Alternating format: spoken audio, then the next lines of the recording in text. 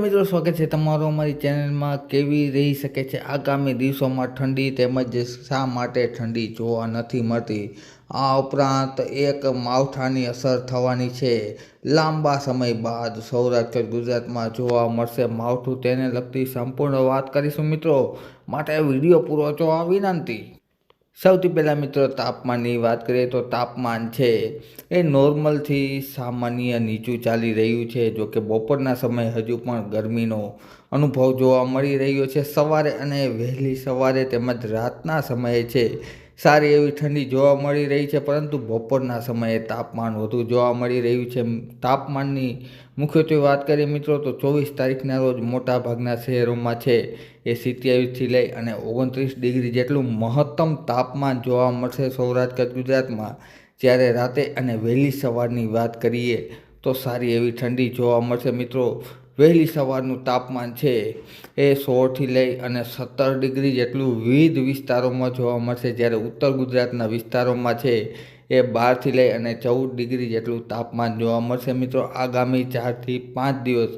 પરંતુ તાપમાનમાં હજુ વધારે પ્રમાણમાં છે એ ફેરફાર વેરિએશન જોવા મળે છે મિત્રો। બપોરના સમયે તાપમાન વધુ તેમજ રાતે અને વહેલી સવારે તાપમાન છે એ સાવ ઓછું જોવા મળી રહ્યું છે, જેના હિસાબે શરદી અને ઉધરસના કેસોના પ્રમાણમાં પણ વધારો થતો જોવા મળી રહ્યો છે। પરંતુ વાતાવરણ છે એ હજી સ્ટેબલ નથી થઈ રહ્યું। કહેવાનો મતલબ એમ કે બપોરના સમયનું તાપમાન છે એ 20 ડિગ્રી આસપાસ હજુ છે એ આગામી 5થી 6 દિવસ સુધી જોવા નહીં મળે। બપોરના સમયે પણ તમે અહીં જોઈ શકો છો સૌરાષ્ટ્રના મોટા ભાગના વિસ્તારોમાં છે એ 27થી લઈ અને 29 ડિગ્રી જેટલું તાપમાન છે એ નોંધાશે મિત્રો। 1 જાન્યુઆરી સુધી આ મુજબનું વાતાવરણ રહેશે। ત્યારબાદ હવે આપણે માવઠાની વાત કરીશું મિત્રો।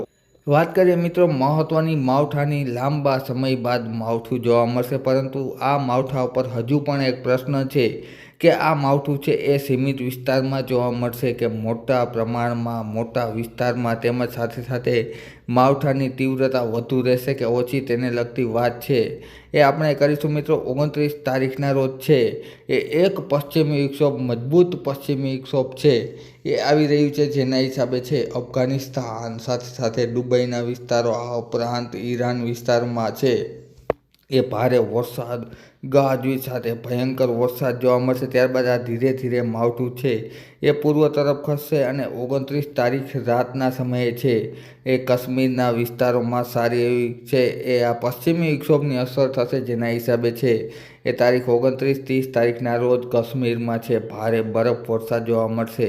આ બરફ વર્ષાને લીધે છે એ ઠંડીમાં પણ વધારો થશે। સાથે સાથે જોઈ શકો છો તમે માવઠાના વાદળો છે એ માવઠાનો પ્રવાહ ધીરે ધીરે છે એ અરબ સાગરમાં સારો એવો જોવા મળશે મિત્રો 29-30 તારીખના રોજ। ત્યારબાદ ધીરે ધીરે પૂર્વ તરફ ખસશે અને 30 તારીખ સાંજના સમયે છે વાત કરીએ તો વાદળનો સારો એવો સમૂહ છે એ કચ્છ વિસ્તારમાં તેમજ સિંધ વિસ્તારમાં મિત્રો જોવા મળશે, જેમાં વાદળછાયું વાતાવરણ અને અમુક વિસ્તારોમાં છે એ છાટાછૂટી જોવા મળશે, જોકે કચ્છના બોર્ડર વિસ્તારની આસપાસ।